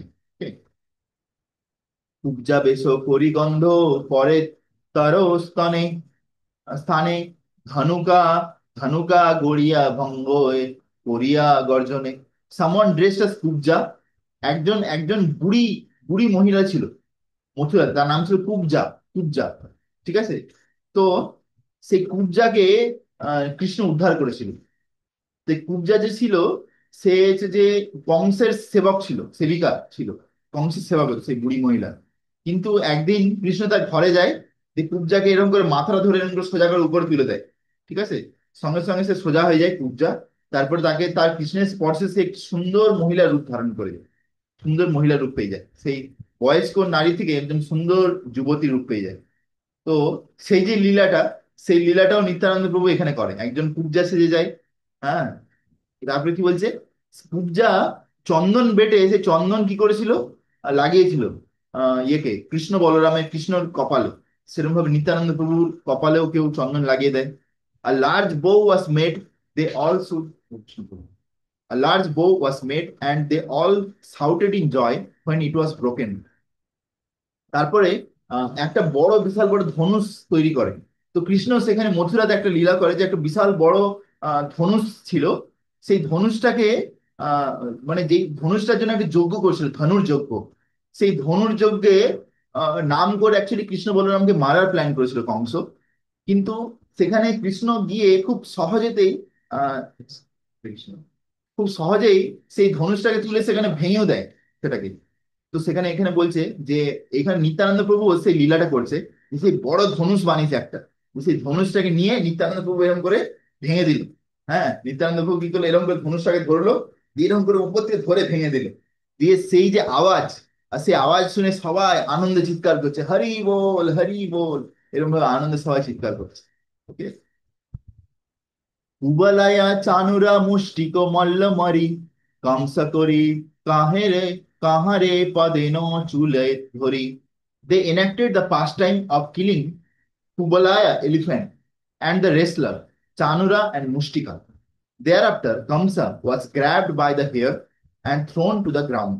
তারপর কৃষ্ণের একটা লীলা হয়েছিল মথুরাতে, খুব সুন্দর লীলা। হ্যাঁ, তো সেটা হচ্ছে যে অ্যাকচুয়ালি কৃষ্ণকে মারার জন্য কংস অনেক রকম প্ল্যান করে, ঠিক আছে। তো এইখানে কি করেছিল, যখন কৃষ্ণ বলরাম মথুরাতে চলে এসেছিল, তখন কংসের একটা বিশাল বড় হাতি ছিল। যে হাতিটা বিশাল শক্তিশালী, তাকে কেউ হারাতে পারতো না। তার নাম ছিল কুবলায়া পীড়া, কুবলায়া পীড়া। সেই হাতির এরকম বড় বড় দাঁত ছিল। সে হাতিটাকে মানে খেপি দিয়েছিল মেরে মেরে, দিয়ে তাদেরকে কি কৃষ্ণ বলরামের কাছে পাঠিয়েছিল আক্রমণ করার জন্য। সেই কুবলয় পীড়কেও কৃষ্ণ বলরাম মেরে ফেলে। মেরে তার দুটো দাঁতকে ভেঙে দেয়, দুটো দাঁতকে নিয়ে দুজনে হাতে করে গিয়ে ঢুকে কংসের রাজসভা। সেখানে সেখানে আবার কংসের দুজন বড় বড় পালোয়ান ছিল, চানুর আর মুষ্টিক। তাদের সঙ্গে কৃষ্ণ বলরাম যুদ্ধ করে তাদেরকে হারিয়ে দিয়েছিল। তো সেইখানে আবার কেউ চানুর মুষ্টিকও সাজে, তাদের সঙ্গে কুস্তি করে, মল্লযুদ্ধ, মল্লযুদ্ধ, ঠিক আছে। কংস করি কাহারে পড়ে ন চুলি ধরি। তারপরে যখন চানুর মুষ্টিককেও মেরে দেয় সেই হাতির দাঁত দিয়ে, তারপরে কি হয়, তার কংসকে গিয়ে আক্রমণ করে, কংসের চুলের মুঠি ধরে টেনে আনে, তাকে এরকম করে খুশি মেরে মেরে খুশি মেরে মেরে খুশি মেরে মেরে তার মুখ থেকে পুরো রক্ত বার করে তার মৃত্যু হয়ে যায়। তাই গৌর প্রেমানন্দে, হরি হরি বল, স্বাহা, কংস স্বাহা হয়ে গেল, ঠিক আছে। তো সেই সমস্ত যে লীলা, সেই লীলাগুলো ভাবো নিত্যানন্দ প্রভু এখানে করছিল, কত সুন্দর লীলা। বংশবধ করিয়া নাচায় শিশুগণে সঙ্গে, সর্বলোক দেখি হাসে বালকের রঙ্গে। তারপরে কংসকে বধ করে, হম, বধ করিয়ে নাচায় শিশু সঙ্গে। তারপরে কংসকে যখন বধ করে দিয়েছে নিত্যানন্দ প্রভু, তখন সব বাচ্চাদের সঙ্গে সবাই নাচছে, হরি বল করে সবাই নাচছে। হ্যাঁ, সর্বলোক দেখি হাসে, তখন সব বাকি লোকরা দেখে হাসছে বালকের রঙ্গে, বালকের এরকম কাজ দেখে তারা হাসছে। এই মতো যত যত অবতার লীলা, সব অনুকরণ করিয়া করে খেলা। In this way Nityananda and with his friends imitated the pastimes of the various incarnations. এইভাবে নিত্যানন্দ প্রভু তার বন্ধুদের সঙ্গে বিভিন্ন যে ভগবান শ্রীকৃষ্ণের, হ্যাঁ, যে লীলা সেগুলো তিনি এখানে করতেন এই একচক্র ধাম। কোনদিনা নিত্যানন্দ হইয়া বামন, বলিরাজ করি ছলে তাহান ভুবন। আবার কোনদিন নিত্যানন্দ প্রভু বামন রূপ ধারণ করে, দিয়ে বলি মহারাজকে চিটিং করে, বলি মহারাজকে। দেখো বামনদের কি করেছিল, বলি মহারাজের কাছে গেছিল একটা ছোট্ট গেঁড়া সাইজের একটা ব্রাহ্মণ রূপে। দিয়ে বলছে, ও বলি মহারাজ, আমি আপনার কাছে 3 পা ভূমি চাইছি। আমার ছোট্ট ছোট্ট পা আছে, এই ছোট্ট ছোট্ট পা দিয়ে আমি 3 পা ভূমি নিব আপনার কাছ থেকে। হ্যাঁ। দিয়ে কি করেছে, 3 পা ভূমি বলে সে পুরো ত্রিভুবন নিয়ে নেয়, বলিকে একদম নিঃস্ব করে দেয়, ভাবো। হ্যাঁ। তো এই যে চিটিং করেছিল বলি মহারাজকে বামনদেব, সেই লীলা নিত্যানন্দ প্রভু এখানে করছে। বলি রাজ্য করি ছলে তাহানো ভুবন। বলছে বলি মহারাজকে চিটিং করে, এমন চিটিং করে যে তার থেকে ত্রিভুবন, মানে স্বর্গ মর্ত পাতাল, আরে ত্রিভুবনের কথা ছেড়ে দাও, ইভেন পুরো ব্রহ্মাণ্ড দখল করে নেয়। ব্রহ্মাণ্ড দখল করে ব্রহ্মাণ্ডের জায়গা কুলায় না। যে ত্রিবিক্রম ভগবান তার যে পাকে তুলে, সে পায়ের আঘাতে, পায়ের যে বুড়ো আঙুল, তার আঘাতে ব্রহ্মাণ্ডের উপরে একটা ছেদ হয়ে যায়। সে ছেদ হয়ে সেখান থেকে গঙ্গা নদী প্রবাহ হয়, ভাবো, জাস্ট ইমাজিন। ঠিক আছে। সেই যে লীলা, সেই লীলা এখানে নিত্যানন্দ প্রভু করেন। বৃদ্ধ কাছে শুক্র রূপে কেহ মন করে, ভিক্ষা লই চারে প্রভু শেষে তারও শিরে। Someone played the role of the aged Shukracharya. আবার কেউ শুক্রাচার্যের ভূমিকা নিচ্ছে, who forbid Bali from giving the 3 steps. কারণ শুক্রাচার্য বলিকে বলছিল, বলি দেখো আমি তোমাকে বলছি, কিন্তু এ কিন্তু সাক্ষাৎ বিষ্ণু, ঠিক আছে, এর কথা কিন্তু তুমি শুনো না, এ 3 পা বলে কিন্তু তোমার সবকিছু সর্বস্ব নিয়ে নিবে, এরকম বলছিল শুক্রাচার্য। হ্যাঁ। কিন্তু বলিময় তার কথা শুনেনি। সে বলছে, আরে বিষ্ণু যদি সাক্ষাৎ আমার কাছে আসে, আমার তো উচিত যে আমার তাকে সবকিছু দিয়ে দেওয়া, হ্যাঁ না? তো এই বলে সে শুক্রাচার্যের কথা শুনেনি। সেটাই এখানে বলছে, সেই লীলা এখানে করছে। কেউ শুক্রাচার্য সেজে গেছে, দিয়ে সে বলিকে যখন বলছে নির্দেশ সেটা, আহ সেটা সেরকম ভাবে নাটক করছে। After accepting the gift, Lord placed is last step on the head of বলি। তারপরে যখন বলি মহারাজ বললো তথাস্তু, তুমি তোমার 3 পদক্ষেপ ভূমি নিয়ে নাও, তখন ভগবান তার বিশাল রূপ ধারণ করলো। ধারণ করে তিনি প্রথম পদক্ষেপেই তিনি সমস্ত লোক গ্রহণ করলেন। তারপর দ্বিতীয় পদক্ষেপে আকাশ পতন পর্যন্ত পুরো মেপে নিলেন। তারপরে তৃতীয় পদক্ষেপে আর পা রাখার জায়গা নেই, তখন কি করলেন, বলি মহারাজ বললেন যে প্রভু, আপনি আমার মাথার উপর পা রেখে দিন, খাও। তো এইভাবে বলি মহারাজ আত্মনিবেদন, তার যা কিছু ছিল সর্বস্ব ভগবানকে দিয়ে দিয়েছেন। এই যে লীলা, এই লীলাও কিন্তু নিত্যানন্দ প্রভু এখানে করেন। কোনদিন নিত্যানন্দ সেতু বন্ধ করে, বানরের রূপ সবা শিশুগান ধরে। এবারে রামজি লীলা শুরু হচ্ছে। এতক্ষণ ধরে কৃষ্ণ লীলা চলছিল, ঠিক আছে, কৃষ্ণ লীলা। এবারে রামজি লীলা শুরু হচ্ছে, রামচন্দ্র। তো কোনোদিন নিত্যানন্দ প্রভু সেতু বন্ধ লীলা করছে। হ্যাঁ। ধরো এখানে নদী, যমুনা নদী আছে, তার উপর সেতু বাঁধছে। হ্যাঁ, বড় বড় পাথর ফেলে ফেলে। বানরের রূপে সব, আবার সব বিভিন্ন বালকেরা বানর সেজে যাচ্ছে, দিয়ে শিশুগণ ধরে। বালকেরা কি করছে, তারপরে রাম রাম লিখে লিখে কি করছে, তার জলের উপর ফেলে দিচ্ছে, সেই জলের উপরে সেতু বাঁধছে। হ্যাঁ, তো এরকম সুন্দর লীলা করেছে। ভেরেন্ডার গাছে কর্তি ফেলো এনো জলে, শিশুগণ মেলি জয় রঘুনাথ বলে। They cut castor oil plants and made a bridge across the water. হ্যাঁ। Then all the boys exclaimed, জয় রঘুনাথ, জয় রঘুনাথ। তো এখানে যে ক্যাস্টর অয়েল প্ল্যান্ট যে বলছে, এই ক্যাস্টর অয়েল প্ল্যান্ট কি জিনিস আমি ঠিক বুঝতে পারছি না। কোন একটা গাছ হবে, সেই গাছের যে গুঁড়ি হয়, সেই গুঁড়িটাকে কেটে জলেতে ভাসিয়ে দিচ্ছে, ঠিক আছে। জলে ভাসিয়ে সেই বাচ্চারা কি করছে, ব্রিজ বানাচ্ছে, মানে বাঁদর সেজে ব্রিজ বানাচ্ছে। এই নিত্যানন্দ প্রভু রামজি সেজেছে। যে যখন ব্রিজ তৈরি হয়ে গেছে, সবাই বলছে জয় শ্রীরাম, জয় রঘুনাথ। এরকম ভাবে সব বলছে, জয় শ্রীরাম, জয় রঘুনাথ, বলো জয় শ্রীরাম, জয় রঘুনাথ, এরকম ভাবে বলছে। তো তারপরে, জয় তো শ্রী লক্ষ্মণ রূপে প্রভু ধরিয়া আপনে, ধনুক ধরি কোপে চলে সুগ্রীবের স্থানে। তো যখন বৃষ্টির সময় চলছিল, তখন সুগ্রীবরা 3 মাসের জন্য বিশ্রাম নিয়েছিল, 3-4 মাসের জন্য। তারপরেও তারা কি করেছিল, ভুলে গেছিল যে তারপরে সীতামায়াকে খুঁজতে হবে। তখন লক্ষণজি খুব রেগে গেছিল। তখন কি করেছিল, তার ধনুষ ধরে তিনি রেগে গিয়ে সুগ্রীবের কাছে যাচ্ছিল সুগ্রীবকে আক্রমণ করার জন্য। সেই যে লীলা, সেটাও নিত্যানন্দ প্রভু এখানে বালকদের সঙ্গে করছিল। হ্যাঁ, তিনি এখন নিত্যানন্দ প্রভু তো সাক্ষাৎ লক্ষণ, সাক্ষাৎ বলরাম। তো সেই তার জন্য এই লীলার কোনো ব্যাপারই নয়।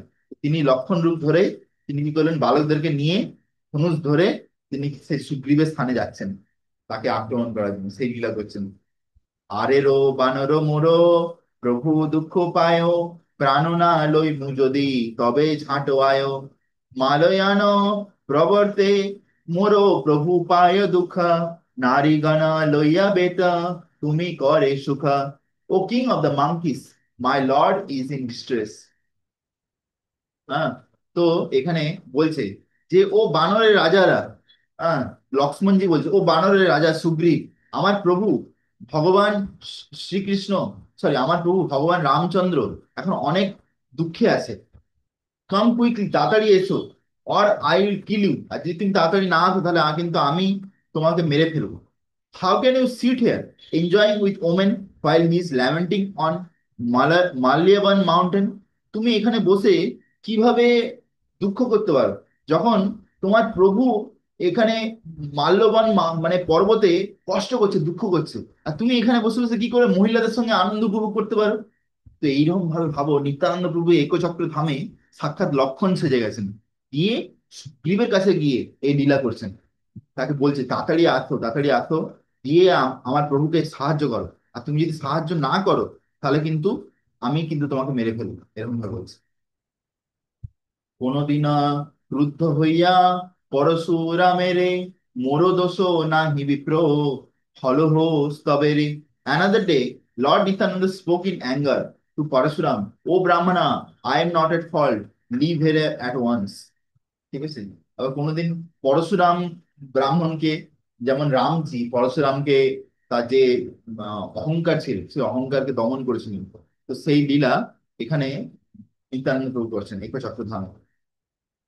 ওকে, যে তখন পরশুরাম বলছে, পরশুরাম যে বালক সেজেছে সে বলছে, বলছে আমার কোনো দোষ নেই বিপ্র, আমাকে তুমি ছেড়ে দাও, এরকম ভাবে বলছে। ঠিক আছে, তো কত সুন্দর লীলা করেছিলেন। লক্ষ্মণেরও ভাবে প্রভু, হয় সেই রূপ, বুঝিতে না পারে শিশু, মানয়ে কৌতুক। তো তখন lord Nityananda was absorbed in the mood of Lakshman. Nityananda Prabhu তখন লক্ষণের রূপ ধারণ করেছে। The boys however could not understand, কিন্তু বালকেরা এটা বুঝতে পারে না। হ্যাঁ, and this thought it was just a game, তারা ভাবছে এটা জাস্ট খেলা হচ্ছে, কিন্তু নিত্যানন্দ প্রভুর জন্য এটা কোনো খেলা না। তিনি তো সাক্ষাৎ লক্ষণ, তিনি তো সাক্ষাৎ অনন্ত শেষ। তো সেই জন্য তার এই লীলাটা করা কোনো অসুবিধা নয়। পঞ্চ বানরেরও রূপে বুলে শিশুগণ, বার্তা জিজ্ঞাসয়ে প্রভু হইয়া লক্ষণ। তো পাঁচজন শিশুকে পাঁচটা বানর বানিয়ে দিছে নিত্যানন্দ প্রভু। দিয়ে কি করছে, যে শিশুগণকে নিয়ে শিশুগণদেরকে ওখানে সাজিয়ে রেখেছে, দিয়ে এখানে লক্ষণ সেজে নিত্যানন্দ প্রভুকে তাদেরকে জিজ্ঞেস করছে, তোমরা কখন সীতা মাকে খুঁজতে যাবে, কখন আমার প্রভু রামচন্দ্রকে সাহায্য করবে, এরকম ভাবে জিজ্ঞাসা করছে, এই লীলা করছে। তো এখানে পাঁচটা, পাঁচ ছটা বানরের নাম হচ্ছে হনুমান, নল, নীল, তারা, হ্যাঁ, জাম্ববান, মণিদা, দিবিড়া, এরকম ভাবে বিভিন্ন বানরদের এখানে নাম দিয়েছে। এ তোরা বানরেরও সব, বুলে বনে বনে, আমি রঘুনাথ বৃত্ত, বলো মোর স্থানে। তো নিত্যানন্দ প্রভু বলছে, তোমরা কে জঙ্গলের মধ্যে ঘুরতে থাকছো, কিছু কাজ করছো না? আমি রঘুনাথের ভৃত্য, দাস। হ্যাঁ, আমি তোমার কাছে এসেছি আমার প্রভুর সেবার জন্য, তোমাদেরকে ডাকার জন্য, এক্ষুনি চলো। তারা বলে, আমারও বলির ভয় বুলি, দেখাতে দেখো হো শ্রী রামচন্দ্র, লইও পদধূলি। They replied, we are wandering out of fear of Bali. তারা বলছে আমরা তো এখানে বলির ভয়ে এখানে বসে আছি, please take us to Ramachandra, আমাদেরকে নিয়ে চলো রামচন্দ্রের কাছে। হ্যাঁ, we use to take the dust of his lotus feet, আমরা তার চরণে ধুলি নিতে চাই। ঠিক আছে। তো সুগ্রীব আর তার যে বানর সেনারা ছিল তারা বলিকে খুব ভয় পেত। কেন, যে বালি যে ছিল বালি, সে বালি এসে যে সুগ্রীবকে সবসময় মারার চেষ্টা করত। সেই জন্য রামচন্দ্রের কাছে গিয়ে তারা বন্ধুত্ব করে, তারপরে রামচন্দ্র তার সেই বালিকে মেরে ফেলে। তা সবারে কোলে করি আইসা লইয়া, শ্রীরাম চরণে পড়ে দণ্ডাবত হইয়া। The Lord embraced them and led them to Ramchandra, whereupon they all fell at his feet. তো তখন ভগবান সবাইকে তখন আলিঙ্গন করলেন, দিয়ে আহ নিত্যানন্দ প্রভু তাদেরকে আলিঙ্গন করলেন, দিয়ে রামচন্দ্রের কাছে তাদেরকে পাঠিয়ে দিলেন। তারপর সবাই রামচন্দ্রের চরণে পড়ে গেল। ঠিক আছে, তো এই যে সুন্দর লীলা, এইগুলো এখানে নিত্যানন্দ প্রভু করেছেন। ইন্দ্রজিৎ বধ লীলা কোনদিনও করে, কোনদিনও আপনে লক্ষ্মণ ভাবে করে। কোনদিন ইন্দ্রজিৎ বধ করার যে লীলা, সেই লীলা এখানে নিত্যানন্দ প্রভু করছেন। হ্যাঁ, কোনোদিন আপনে লক্ষ্মণ ভাবহারে, আবার কোনোদিন নিজে লক্ষণের রূপ রূপ ধারণ করেছেন, লক্ষণ সেজেছে। যেমন ইন্দ্রজিৎ যখন যখন একটা অস্ত্র ছাড়ে, ইন্দ্রজিৎ নয়, অ্যাকচুয়ালি এটা কি হয়, হ্যাঁ, রাবণ। রাবণ যখন আকাশ থেকে একটা অস্ত্র ছাড়ে, সেই অস্ত্রের নাম ভুলে যাচ্ছে, আই থিঙ্ক শক্তি সেল বা কোনো একটা অস্ত্র হবে, শক্তি বা সেল বা কোনো এরকম কিছু। সেই অস্ত্রের প্রভাবে লক্ষণের প্রায় প্রাণ প্রায় চলে যায়। তখন রামচন্দ্র পুরো কান্নাকাটি করছে। তখন রামচন্দ্রের যে বানর সেনা, সেখানে একজন ডাক্তার ছিল, সে বলে যে রাতের মধ্যে যদি সঞ্জীবনী বুটি আনা যায়, দিয়ে সূর্য উদয়ের আগে যদি আহ লক্ষণের কানে নাকে শুকানো যায়, তাহলে তার প্রাণ ফিরে চলে আসে। সেই যে লীলা, এক্স্যাক্টলি এখানে নিত্যানন্দ প্রভু করছিলেন। ঠিক আছে, এই লীলাটার ব্যাপারে আগে দেখছি আছে। বিভীষণ করিয়া আনেন রামস্থানে, লঙ্কেশ্বর অভিষেক করেন তাহানে। তো এই সম্বন্ধে আমার মনে পড়ে যে শ্রী শ্রীমৎ ভক্তিস্বরূপ স্বামী মহারাজ এই লীলাটার ডিটেলসে বলেন। যে ভক্তিস্বরূপ মহারাজ বলেন যে নিত্যানন্দ প্রভু কি করেছে, বিভিন্ন বালকদেরকে বানর সাজিয়েছে। আবার কোনো বালককে ডাক্তার সাজিয়েছে, বানরদের মধ্যে একজন ডাক্তার ছিল, ঠিক আছে, সে ডাক্তার সাজিয়ে দিয়েছে। আবার নিজে সেজেছে লক্ষণ, আর আরেকজন বালককে রাম সাজিয়েছে, দিয়ে বলেছে দেখো এরকম। রাবণ আরেকজনকে রাবণ সাজিয়েছে, বলছে দেখো তুমি রাবণ, তুমি আমাকে সে শক্তি অস্ত্র মারবে, আমি অজ্ঞান হয়ে পুরো পড়ে যাবো, পুরো যেন যেন মৃত, আমার শরীরে কিন্তু কোনো প্রাণের কোনো অস্তিত্ব থাকবে না। কিন্তু তুমি সঙ্গে সঙ্গে ওই যে বানর যে আছে, যে যে বানরের মধ্যে ডাক্তার, বানরদের মধ্যে, তাকে বলছে তুমি গিয়ে সঙ্গে সঙ্গে একটা পাতা আনবে, তুই গিয়ে একটা পাতা আনবি, সঞ্জীবনী বুটি, হ্যাঁ, সেই গন্ধমাদন পর্ব দিয়ে আমার নাকে শুকাবি, তারপর আবার আমার প্রাণ ফিরে চলে আসবে। তো তখন যখন এই লীলা শুরু হয়, তখন বালকেরা অত সিরিয়াসলি নেয়নি জিনিসটা। যে একজন বালক কি করেছে, ছোট একটা কাঠের তীর নিয়ে আহ নিত্যানন্দ প্রভুকে মেরেছে। সঙ্গে সঙ্গে নিত্যানন্দ প্রভুর কি হয়, পুরো যেন মৃত শরীরের মতন পড়ে যায়। যে নিত্যানন্দ প্রভুর শরীরে যেন কোনো জীবনের কোনো সিমটম নেই, এরকম হচ্ছে। নিত্যানন্দ প্রভুর যেন কোনো শ্বাস চলছে না, কোনো রক্ত চলছে না। সবের লোক যেন কান্নাকাটি করছে যে নিত্যানন্দ প্রভু কিছুতে উঠছে না। সব বালকেরও চিন্তিত। তখন তখন লাস্টে সে একজন বালকের মনে পড়ে যে আচ্ছা, নিতাই আমাকে বলেছিল যে ওই সঞ্জীবনী বুটি এনে নাকে দিতে। তখন সে কি করে, হনুমান আবার কেউ যায়, যে সে গিয়ে সঞ্জীবনী বুটি নিয়ে আসে, সে ডাক্তারকে দেয়, সে গিয়ে নিত্যানন্দ প্রভুর নাকে শুকায়, তারপরে যে তার হচ্ছে যে প্রাণ ফিরে আসে। ভাবো যে নিত্যানন্দ প্রভু যখন কোনো নাটক করছিলেন বা লীলা করছিলেন, সেগুলো যেন একদম অরিজিনাল করছিলেন। সেগুলো কোনো নাটক নয়, সেগুলো যেন অরিজিনাল করছিলেন। বাকি বালকদের জন্য সেগুলো হয়তো নাটক হতে পারে, কিন্তু নিত্যানন্দ প্রভুর জন্য সেগুলো একদম অরিজিনাল লীলা। ঠিক আছে। বিভীষণ করিয়া আনেন রামস্থানে, লক্ষ্মণেরও অভিষেক করেন তাহানে। Someone in the role of Bibhishan was brought before Ramachandra. আবার কাউকে বিভীষণ সাজিয়ে রামচন্দ্রের সামনে নিয়ে আসে। Ram perform this abhishek or coronation, installing him as the king of Lanka. তখন রামচন্দ্র তাকে অভিষেক করে লঙ্কা রাজা হিসেবে তাকে ঘোষণা করে দেয়, তাকে সিংহাসনে বসায়। এই লীলাও করে। কোন শিশু বলে মুনি, আইলুম রাবণ, শক্তি সেল হানি এই সম্বর লক্ষ্মণ। আবার কোন শিশু বলছে I am the mighty Ravana, আমি হচ্ছি Ravan. Now I am releasing the শক্তিশালী উইপন, আমি এখন শক্তিশালী অস্ত্র ছাড়ছি। Stop it if you can Lakshman. Lakshman তুমি যদি পারো এটাকে আটকে দাও। তো সেই লীলা এখানে চলছে। এত বলি পদ্মপুষ্প মারিলা ফেলিয়া, লক্ষ্মণেরও ভাবে প্রভু পড়িলা ঢলিয়া। তখন একজন বাচ্চা একটা ফুলের তীর দিয়ে লক্ষ্মণকে মারলো, আর লক্ষ্মণের ভাবেতে নিত্যানন্দ প্রভু সঙ্গে সঙ্গে মাটিতে পড়ে গেল। Just imagine. ঠিক আছে।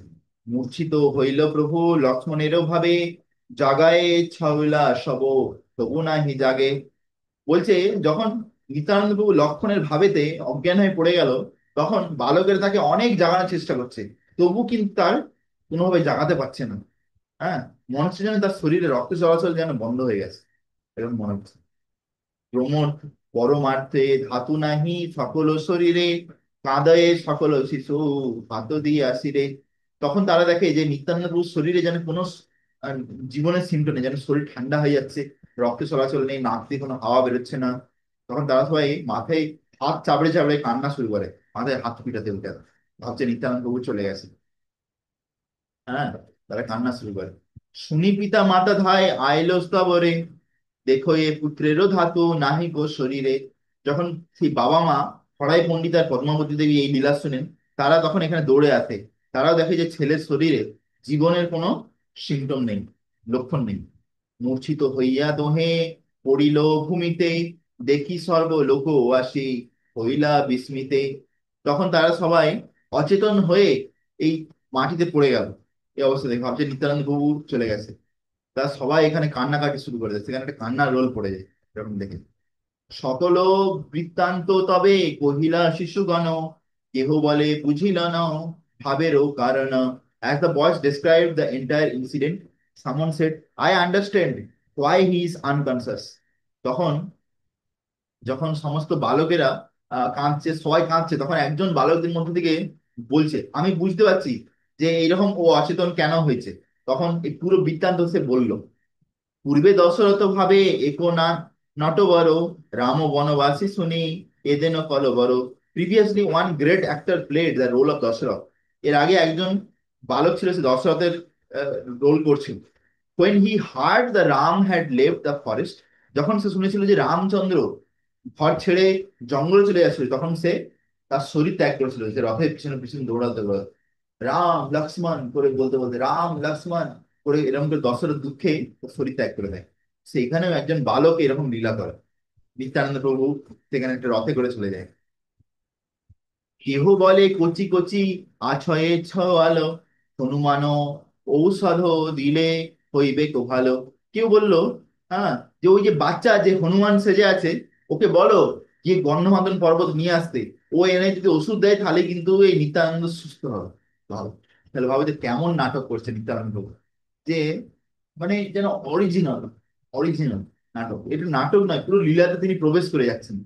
পূর্বে প্রভু শিখাইয়া ছিলেন সবারে, পড়িতে তোমার বেদি কাঁদিলা আমারে। পূর্বে অলরেডি নিত্যানন্দ কোথা থেকে শিখিছিল যে আমি যখন পড়ে যাব, হ্যাঁ, তখন তোমরা কিন্তু আমাকে এইভাবে নিয়ে এইভাবে গন্ধমাদন পর্বত নিয়ে এসে তার থেকে যে সঞ্জীবনী বুটি নিয়ে আমার নাকের কাছে শুকাবে, তারপর আমার প্রাণ আবার চলে আসবে। কৃষ্ণে কো বিলম্ব কঠয় ইহ হনুমান, নাকে দিল ঔষধ আছিবে মোর প্রাণ। তো আফটার ওয়াইল সেন্ড হনুমান, তারপরে কেউ আবার হনুমানকে পাঠালো সেই গন্ধমাদন পর্বত নিয়ে আসতে। তারপরে সেখান থেকে I'll recover when he puts the medicine to my nose. তারপরে তার থেকে আবার সঞ্জীবনী গুটি বার করে নিত্যানন্দ প্রভু নাকে দিতে হবে। নিজ ভাবে প্রভু মাত্র হইল অচেতন, দেখি বড় বিকল হইল শিশুগণ। তখন নিত্যানন্দ প্রভু যে এই নাটক দেখে বাচ্চারা যেন অবাক হয়ে যাচ্ছে। ছন্ন হইলেন সব, শিক্ষা নাহি স্ফুরে, উঠো ভাই বলি মাত্র কাঁদে উচ্চ স্বরে। তখন সবাই ভুলে গেছে যে এই যে নাটক করছে নিত্যানন্দ প্রভু, তারা সবাই কি করছে, কান্নাকাটি শুরু করেছে, বলছে উঠো ভাই উঠো ভাই বলে তারা সবাই কি করছে, উচ্চ স্বরে কাঁদছে। O brother please get up, please get up, এরকম ভাবে বলছে। লোকমুখ শুনি কথা হইল স্মরণ, হনুমান কাছে শিশু চলিলা তখনও। তখন যেই শিশুকে হনুমানের রোল করছে তার মনে পড়ে গেছে যে আমাকে যেতে হবে, আমাকে গিয়ে সঞ্জীবনী বুটি আনতে হবে। সে সঙ্গে সঙ্গে বেরিয়ে পড়লো। আরো এক শিশু পথে তপস্বীর বেশে, হেলো মূলো দিয়া হনুমানেরও অসংশে। আরেকজন শিশু পথে তপস্বীর বেশে সেখানে বসেছিল, সে কিন্তু অ্যাকচুয়ালি অসুর ছিল।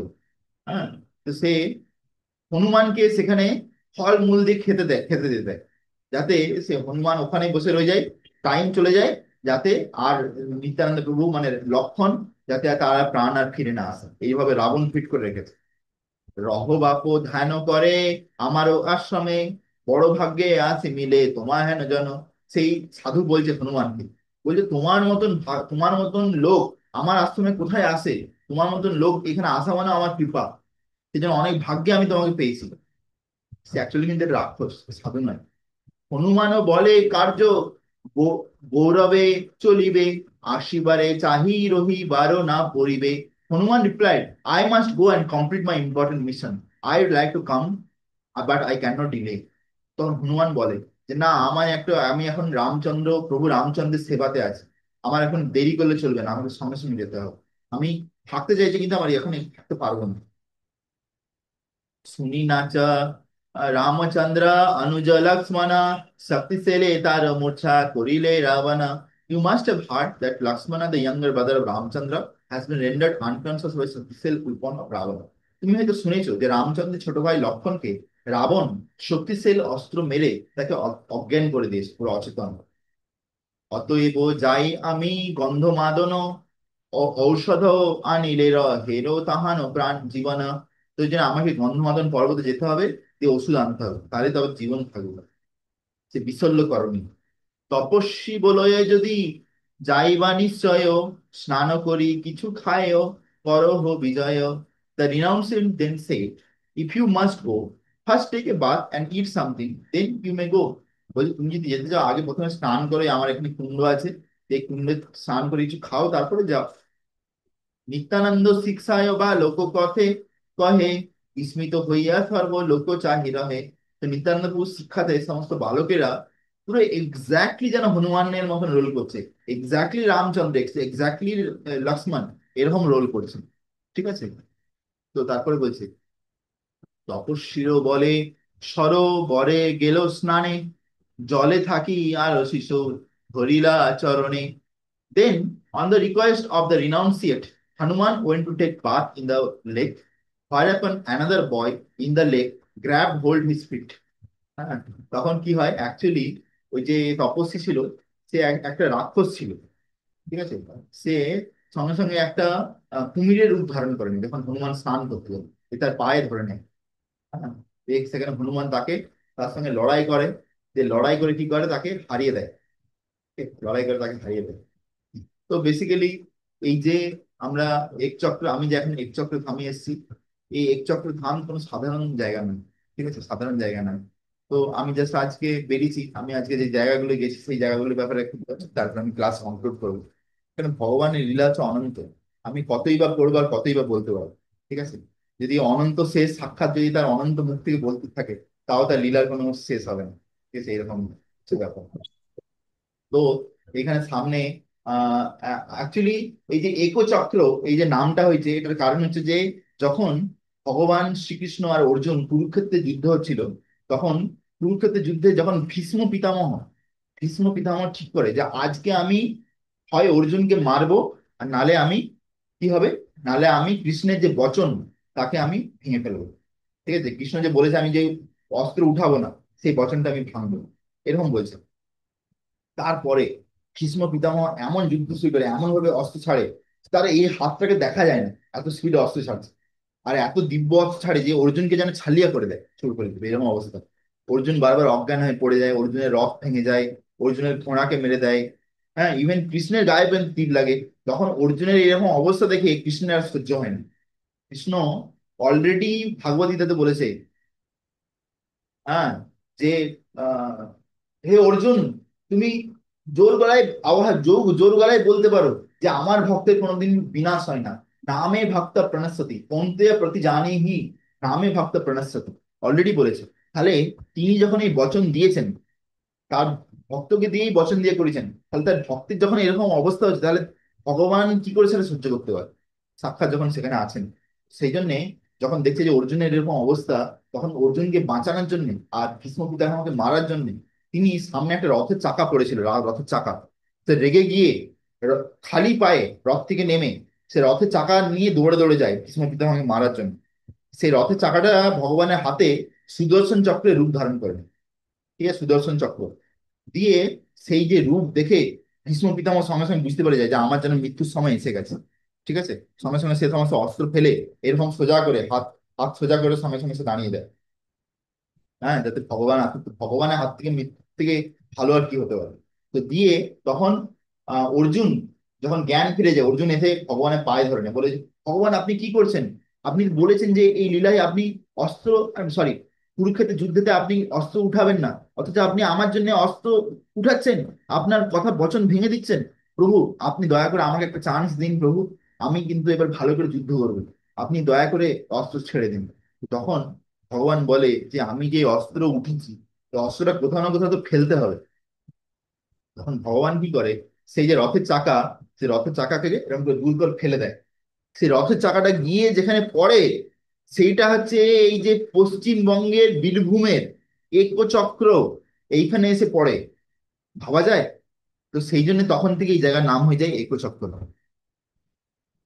বুঝতে পারছো সঞ্জিত প্রভু? হরে কৃষ্ণ। তো এইভাবে এই যে জায়গার নাম হয়ে যায় Yes, bro. Yes, bro. You can open your camera also, Ekachakra. তারপরে Okay. তারপরে কি হয়, আহ এই যে একচক্র, এখানে আমরা আজকে দেখলাম যে যমুনা নদী আছে, যমুনা নদী। হ্যাঁ। তো একটা এই যে যমুনা নদী আছে, একবার একটা সাধু এসেছিল, সে যমুনা নদীতে এখানে স্নান করছিল, ছোট্ট নদী যমুনা, যে স্নান করছিল তাকে বলছিল এটা যমুনা, তার বিশ্বাস হচ্ছিল না যে এটা যমুনা নদী। তার একটা ডান্ডা এই যমুনা জলে পড়ে যায়, যে সে আর খুঁজে পায় না কিছুতে। দিয়ে সে বৃন্দাবনে চলে যায় অনেক বছর পরে। বৃন্দাবনে গিয়ে যমুনাতে যখন স্নান করে, তখন সেই যমুনার জলে ডুব দেওয়ার পরে দেখে তার গায়ে একটা ডান্ডা ঠিকে যায়। সেই সেই যে ডান্ডা আছে, সেই ডান্ডাটা উঠিয়ে দেখে সেই ডান্ডা, যেই ডান্ডা সে বীরভূমের একচক্রের যমুনা থেকে ছেড়ে এসেছিল, সেই ডান্ডা এখানে বৃন্দাবনে যমুনা থেকে পেয়ে যায়। তখন তার পুরোপুরি বিশ্বাস হয়ে যায় যে একচক্রের যে যমুনা আর বৃন্দাবনের যে যমুনা, এর মধ্যে কোনো তফাৎ নেই। ঠিক আছে, ভাবা যায় যে নিত্যানন্দ প্রভুর পায়ের স্পর্শেতে ওইখানে যমুনা প্রকট হয়ে গেছে। জাস্ট ইমাজিন করো, একটা লোক এখানে বড় একটা পুকুর কেটেছিল, লম্বা করে পুকুর, যে ভেবেছিল যে বড় পুকুর বানাবে, কিন্তু পুকুরে জল আসছিল না কোনোভাবে। তখন পণ্ডিতেরা বলেছিল যে নিত্যানন্দ গোসাই যদি এখানে আসে, তার চরণের ছোঁয়াতেই এখানে জল চলে আসতো। শুধু তার চরণের ছোঁয়াতে জলই আসেনি, সাক্ষাৎ যমুনা দেবী এখানে এসে গেছে। ভাবো কত সৌভাগ্য আমার। ঠিক আছে। তো আমরা সেই যমুনার এখানে গেছিলাম। তারপরে এখানে কি বলে, নিত্যানন্দ যখন বাচ্চাদের জন্ম হয়, বাচ্চার পেটের সঙ্গে মায়ের পেটের একটা নাড়ি থাকে, নাড়ি নাড়ি কানেকশন থাকে, সেটা কাটতে হয়, কেটে দেয় অমনিক্যাল কর্ড। সেই কর্ডটা কাটতে হয়, কেটে ফেলতে হয়, মায়ের পেট থেকে কাটে আর বাচ্চার পেট থেকে কাটে, যে সেটা ফেলে দেয়। তো নিত্যানন্দ প্রভুর যখন জন্ম হয়েছিল, সেই যে অমনিক্যাল কর্ডটা ছিল, নাড়ি, সেই নাড়িটা কেটে একটা জায়গাতে পুঁতে দিয়েছিল মাটির তলায়। সেইখান থেকে একটা বড় বকুল গাছ বেরোয়, বকুল গাছ। সেই বকুল গাছের যে পাতাগুলো, ডালগুলো যেন প্রত্যেকটা শেষ নাগের মতো, অনন্ত শেষের মতো। তো দূর থেকে দেখে মনে হচ্ছে যেন সাক্ষাৎ অনন্ত শেষ। তো সেই যে নারী পোতা বলে একটা জায়গা আছে, এখনো আছে। এখনো সেই জায়গা আছে, সেখানে আমরা গেছিলাম, নারী পোতা। সেখানে সুন্দর বকুল গাছ আছে। ঠিক আছে। তো সেটাখানে আমরা দর্শন করলাম। তারপরে এখন সেই বকুল গাছটা নেই, কিন্তু একটা অন্য বকুল গাছ আছে, কিন্তু সেটাও খুব সুন্দর দেখতে। ঠিক আছে, সেই নারী পোতা যে জায়গায় গেছিলাম, যেখানে নিত্যানন্দ প্রভুর যে নারী সেখানে পোতা হয়েছিল জন্মের সময়। ঠিক আছে। তারপরে আমরা গেলাম একটা আহ হাঁটু ডোবা বলে একটা জায়গা, হাঁটু ডোবা। হাঁটু ডোবা, সে হাঁটু ডোবাটা কি জানো তো? সেটা হচ্ছে যে নিত্যানন্দ প্রভুর বাবা মায়ের যখন অনেক বয়স হয়ে যায়, মানে হরাই পণ্ডিত আর পদ্মাবতী দেবী, তারা বলে যে আমরা তীর্থস্থানে যেতে চাই, বিভিন্ন নদীতে গিয়ে স্নান করতে চাই। তা কিন্তু তাদের চলার ক্ষমতা নেই। তখন নিত্যানন্দ প্রভু তার পায়ের আঘাতে একটা বড় কুণ্ড তৈরি করে, যে সেই কুণ্ডেতে সপ্ত সমুদ্র, সাতটা সমুদ্র আর সপ্ত নদী, সাতটা পবিত্র নদীকে সেখানে আবাহন করে দেয়। সঙ্গে সঙ্গে তারা সেখানে চলে আসে। দিয়ে তার মা বলে আমরা কি করে বুঝবো যে এই যে জল, এইটা সাতটা সমুদ্র সাতটা নদীর জল? তখন নিত্যানন্দ প্রভু বলে, নিত্যানন্দ প্রভু সঙ্গে সঙ্গে আবার সবাইকে অর্ডার দেয় যে সঙ্গে সঙ্গে সমস্ত দেবীরা উঠে বলে আমি গঙ্গা, আমি যমুনা, আমি কাবেরী, আমি নর্মদা, আমি সিন্ধু, আমি সরস্বতী, এরকম ভাবে সবাই বলতে থাকে। তারপরে একজন বলে যে আমি ভারত মহাসাগর, আমি প্রশান্ত মহাসাগর, এরকম ভাবে সবাই হাত জোড়ো করে বলতে থাকে তার মা বাবা। তখন তাদের বিশ্বাস হয়ে যায় যে এইটাই সাতটা সমুদ্র আর সাতটা নদী এখানেই আছে। ভাবো, জাস্ট ইমাজিন করো। তো আমরা সেই কুণ্ডেতেও গেছিলাম, যেখানে সাতটা সমুদ্র সাতটা নদী আছে, নিত্যানন্দ প্রভু সাক্ষাৎ প্রকট করেছে, হাঁটু ডোবা। ঠিক আছে। তারপরে আমরা হচ্ছে যে কি বলে নিত্যানন্দ প্রভুর জন্মস্থানে গেছিলাম, নিত্যানন্দ প্রভুর জন্মস্থান খুব সুন্দর জায়গা, যেখানে নিত্যানন্দ প্রভু আবির্ভাব হয়েছিল, সেই জায়গাও আমরা গেছিলাম। আর তারপরে আমরা গেলাম হচ্ছে নিধুবন, এখানে নিধুবনও আছে, নিধুবন। হ্যাঁ, বৃন্দাবনের যে নিধুবন, সেই নিধুবনের একটা অংশ এখানেও আছে। পুরো খোলা মাঠ, হ্যাঁ, তার মাঝখানে খুব সুন্দর নিধুবন। সেখানে যে এখানে যে গাছগুলো আছে, সেই গাছগুলো যেন হেলে হেলে এরকম পড়ে পড়ে আছে। বলছে এই গাছগুলো দিনের বেলায় আহ কিছুক্ষণের মধ্যে একটু দাঁড়িয়ে যায়, একসাথে যাবো, দাঁড়িয়ে যায়, তুমি অপেক্ষা করো। তো কি বলে, সেই গাছগুলো মানে দিনের বেলা এরকম গাছের রূপে থাকে, আর রাত্রেবেলা 9টার পর ওখানে কারো প্রবেশ নেই, বিভিন্ন গোপী রূপ ধারণ করেন। ওখানে এখনো পর্যন্ত প্রত্যেকদিন রাত্রে ভগবান লীলা করে। এখানে পূজারী বলছে এখানে এখনো পর্যন্ত রাত্রে ভগবানের নুপুরের আওয়াজ পাওয়া যায়। ওই জন্য ওখানে 9টার পরে কারো প্রবেশ নেই। ভাবো যে সেই নিধুবন, বৃন্দাবনে যে নিধুবন, সেই নিধুবন এখানে একচক্রেও আছে। মানে এখানে বৃন্দাবন থেকে অভিন্ন একরকম ভাবে এই এই যে আমরা একচক্রে এসেছি। ঠিক আছে। তো এটা হচ্ছে আমার প্রথম দিন আজকে একচক্রে, প্রথম রাত কাটাবো। তো আজকে যে যে জায়গাগুলো ঘুরেছি সেগুলো বললাম, এখন কালকে আরো অনেক জায়গায় ঘুরবো, সেগুলো আমি তোমাদেরকে জানাবো। ঠিক আছে। তো আহ এই জন্য আমরা কি বড় সৌভাগ্যবান যে শিলা প্রভুপাদের কৃপাতে আমরা যে জিনিসটা পেয়েছি, এটা কোনো তুলনা হবে না। ঠিক আছে, এটা কোনো তুলনা হবে না। আমি প্রত্যেক জায়গায় গিয়ে আমার শরণাগতি গ্রুপেতে যারা আমার সঙ্গে সম্পর্ক রাখছে, যারা আমার সঙ্গে সম্পর্ক রাখছে না, সমস্ত ভক্তদের জন্য আমি প্রার্থনা করেছি যে এই শরণাগতি ভক্তদের জন্য, বৃন্দের জন্য যেন আপনার চরণের প্রতি ভক্তি হয়, ভালো করে নাম জপ করে, সবাই যেন জীবনে বৈরাগ্য লাভ করতে পারে এইভাবে। ঠিক আছে, তো সবাই ভালো করে ভক্তি করুন। হ্যাঁ, আর হরিনাম জপ করুন।